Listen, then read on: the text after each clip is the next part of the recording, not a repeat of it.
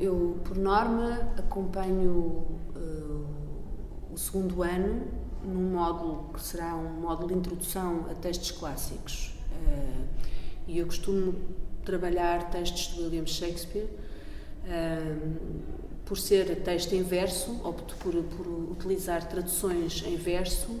Também dou a oportunidade aos alunos que querem trabalhar o texto em inglês, podem fazê-lo, ou em francês, traduções para francês.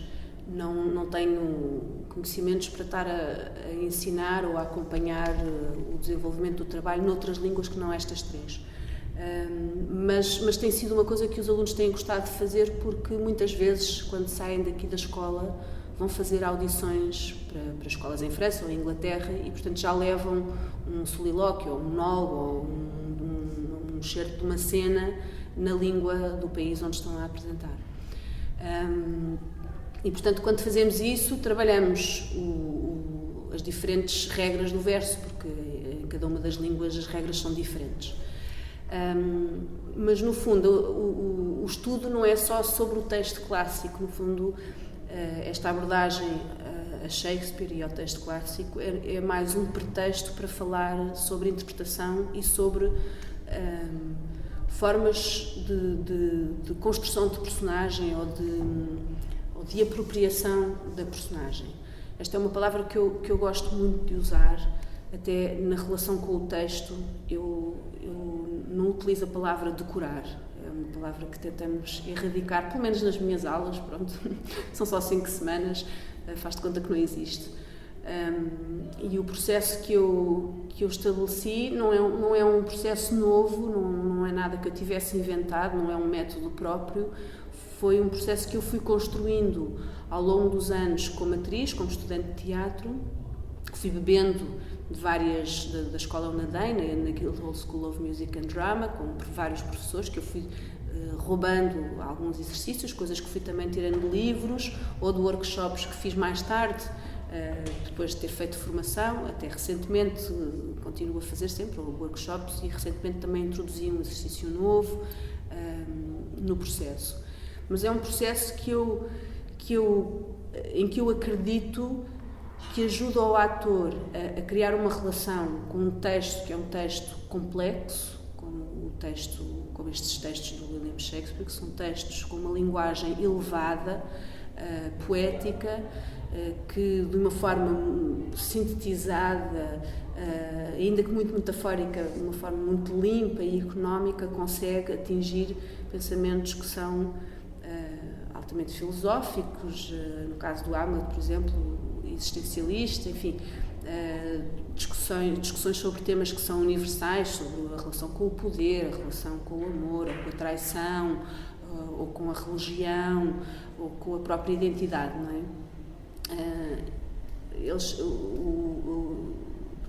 Os textos que nós trabalhamos são textos mais dentro são da tragédia. Também faço algumas das comédias, também temos feito. Por acaso, neste módulo não estamos a fazer, mas já fizemos A Noite de Reis. Mas não tenho feito as peças históricas do autor. Portanto, ele tem as tragédias, as tragicomédias e as históricas. As históricas eu não tenho feito, ainda que tenha estes temas também integrados dentro dessas peças. São peças muito distantes, na verdade, para estes jovens atores. Portanto, há aqui também um compromisso que é importante fazer, não é? É a primeira vez que eles estão a ser confrontados com textos desta natureza. Há um enorme elefante cor-de-rosa que os atormenta quando ouvem falar na palavra Shakespeare. E, portanto, há que criar aqui uma relação orgânica e fluida com estes pensamentos, mais do que propriamente com estas palavras, mas com estes pensamentos, sem transformar as regras ou a proposta do verso numa tarefa técnica dificílima que só os grandes atores e os antigos é que sabem fazer. Pronto. A outra coisa que quando nós estamos a trabalhar a apropriação, eu insisto muito na relação do texto com o corpo. Ora, a tendência quando um ator está a procurar decorar o texto, transforma essa ação numa ação cerebral. E quando é uma ação cerebral, é uma ação que acaba por estar cortada naquilo que é a relação da respiração do corpo, todo ele, não é só a respiração dos pulmões, mas a oxigenação na sua totalidade do corpo e na sua relação com a própria força da gravidade, uma vez que somos uma peça numa coisa muito maior, não é? Independentemente das crenças mais ou menos esotéricas, estamos a falar só de uma evidência científica. Nós somos realmente uns seres completamente dependentes da força da gravidade, que nos mantém funcionais no planeta, e inevitavelmente isso tem consequências no nosso corpo, na maneira como respiramos e na maneira como pensamos.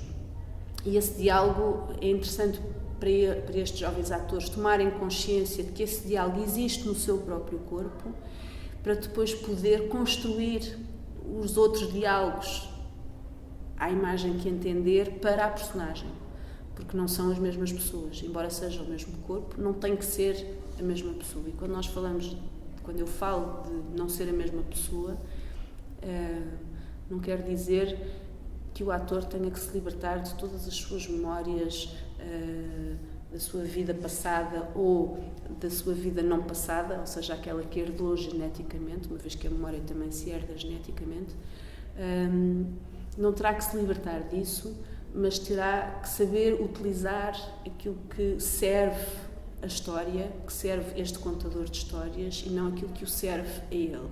Portanto, conseguir recriar um novo ponto de vista sobre o mundo, que é o ponto de vista da personagem sobre o mundo e sobre ele próprio, que deve ser diferente do seu próprio. E assim, a partir desse ponto de vista, criar uma identidade nova, que poderá também ter um corpo, ou uma relação com o corpo, com a tensão, com a respiração, com a própria força da gravidade, na maneira como distribui o peso, diferente. No meu trabalho também é uma procura de harmonização, mas de harmonização com o texto, com a palavra, com o texto, no fundo com um texto que passará a ser um pensamento. A partir do momento em que o leitor entende aquele texto, passa a ser pensamento. Isso é uma primeira etapa. E depois a etapa mais difícil é transformar esse pensamento seu. Porque aldrabar esse processo é fácil, na verdade, que é o decorar, não é? O que é mesmo muito difícil é apropriar-se desse texto como seu, ou desse pensamento como seu, e fazê-lo acontecer no momento em que o pensa. E isso é quase utópico, mas é possível. Talvez não seja possível um espetáculo inteiro, porque há coisas que nos distraem, não é? Há coisas, sei lá, posso ficar preocupado porque percebo que o ator com quem estou a contracenar se calhar engasgou-se, e portanto momentaneamente há qualquer coisa que me retira do momento da personagem, porque há uma coisa real a acontecer e eu posso utilizar isso, posso atualizar esse acontecimento para servir a história, mas não posso estar imune às coisas que estão a acontecer à minha volta, porque senão também é outra forma de aldrabar, não é? Uma vez que o público está a ver, eu não vou fingir que não aconteceu. Também há esse verbo importante que é o atualizar, juntamente com o apropriar. Aquilo que tu viste é uma fase já bastante avançada do trabalho. Portanto, nós começamos por trabalhar, estabelecer fazemos uma análise, eu ensino os alunos a fazerem uma análise entre aquilo que é o seu próprio padrão de respiração quando lê aquele texto que escolheu e o padrão de respiração que está lá para a personagem, porque é diferente. Se calhar o aluno tem uma capacidade de respiração mais reduzida ou mais ampla em comparação com o padrão de respiração que está na cena. O padrão de respiração que está na cena também me indica o que está a acontecer na cena, ou seja, as alterações emotivas ou do batimento cardíaco que poderá estar a acontecer na cena. Portanto, há uma primeira olhar sobre a respiração, uma segunda fase sobre o som, sobre a qualidade do som, separando as vogais das consoantes, portanto, trabalhando exaustivamente só as vogais e exaustivamente depois separadamente só as consoantes e reconstruindo a relação com o som, porque o meu som não é o mesmo do da personagem, pode ser, mas pode não ser, eu posso entender que não seja. meu nível académico, ou, enfim, é evidente que o ator tem uma história, vem de um contexto social particular, de um contexto geográfico particular, e isso, ou de um contexto académico particular, e isso terá naturalmente influência no som que ele irá produzir.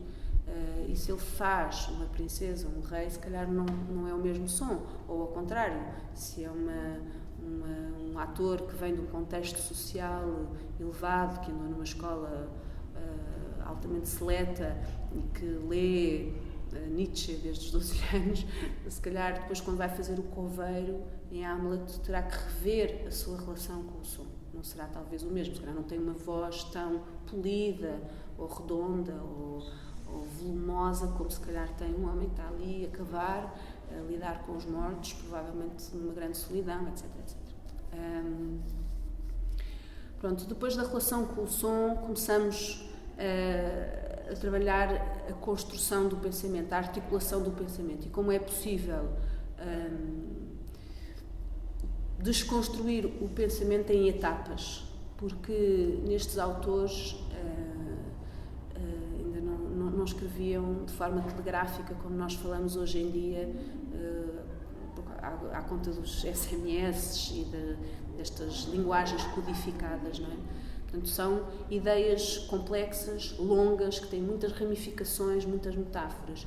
E quando um jovem desta geração é confrontado com um texto desta natureza, a sua tendência é para entrar em pânico e, portanto, colar bocados, sem conseguir fazer de uma ideia um todo, um pensamento no todo. E, portanto, há todo um trabalho de desconstrução para voltar a construir, de forma a que o aluno consiga compreender o todo e não caia na tentação de colar palavras ou bocados de coisas, de textos, por associação de ideias ou por mnemónicas, mas sim pela verdadeira compreensão do que está a dizer. E nesse sentido, há vários exercícios que eu proponho, todos eles são físicos, portanto, mesmo que parta de uma ideia teórica, depois tem uma aplicação muito concreta, porque eu insisto que a relação com o texto é uma relação concreta, não é uma divagação, não é por ter muitas metáforas ou por ser uma linguagem poética, não significa que o ator vai estar a fazer poesia em cena, isso não é interessante, o ator estará a agir num sentido qualquer coisa com o pensamento. E, portanto, há uma série de exercícios que nós vamos explorando, tornando, de certa maneira, como se fossem por camadas, vamos tornando os exercícios cada vez mais complexos, portanto a relação com o texto vai se tornando cada vez mais íntima e eles nunca chegam a ter que decorar o texto, porque ao fazerem todas estas camadas de exercícios, quando se aperceberem, que será na próxima segunda-feira, quando eu lhes pedir para eles fazerem, eles vão conseguir fazer, sem terem estado a massacrar texto na cabeça enquanto fazem zapping ou folheiam o Facebook.